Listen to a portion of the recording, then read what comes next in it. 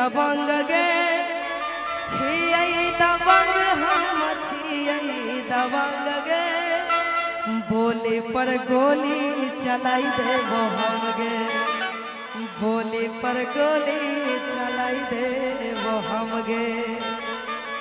कि भदौल गाँव के हम छियै दबंग गे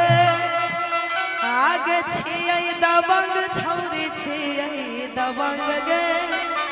बोली पर गोली चलाई देबो हम गे मधेपुरा जिला के हम छियै दबंग गे आगे छियै दबंग हम छियै दबंग गे बोली पर गोली चलाई देबो बोली पर गोली चलाई देबो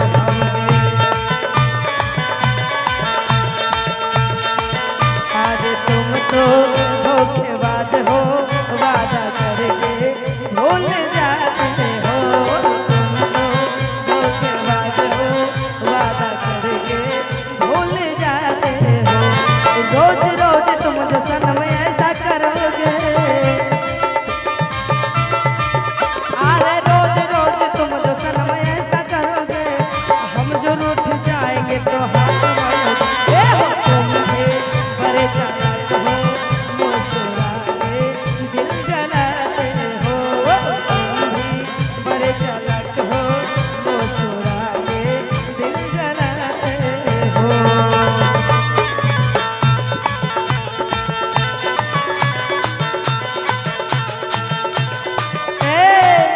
भैया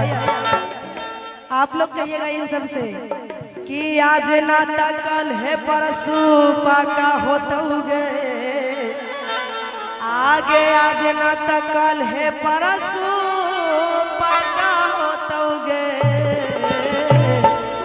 कि मधेपुरा में गे छौरी मोर धमाका होतोगे कि पूरा बाजार में जाम चाका होतोगे पूरा बाजार में जाम चाका होतोगे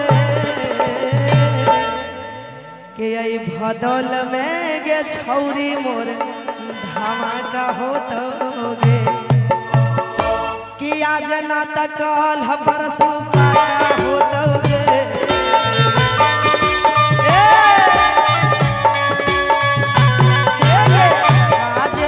कल है परसों पाका होतोगे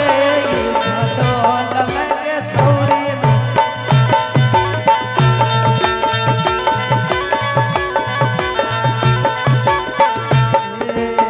पूरा बाजार में जाम चाका होतोगे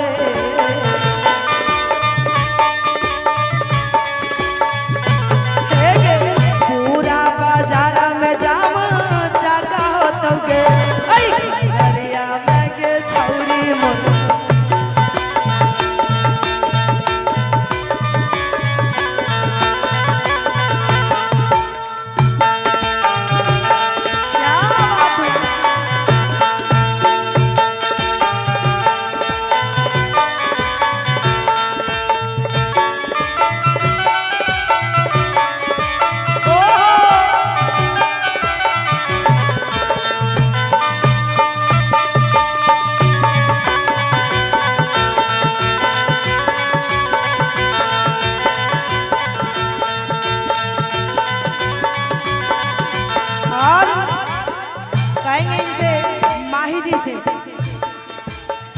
रोज दिन करै छियै एको दुगो मर्डर गे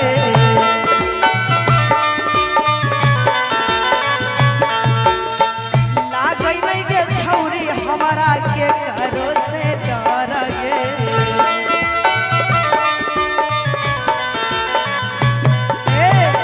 रोज दिन करै छियै एको दुगो मर्डर गे लागै नहीं गे छौरी हमारा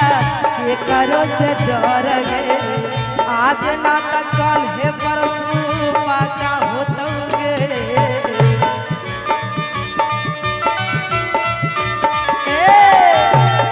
आज ना कल है परसों पाका होतोगे पूरा हेलो तोरा लागे छौरी मोर हेलो 1 मिनट भैया।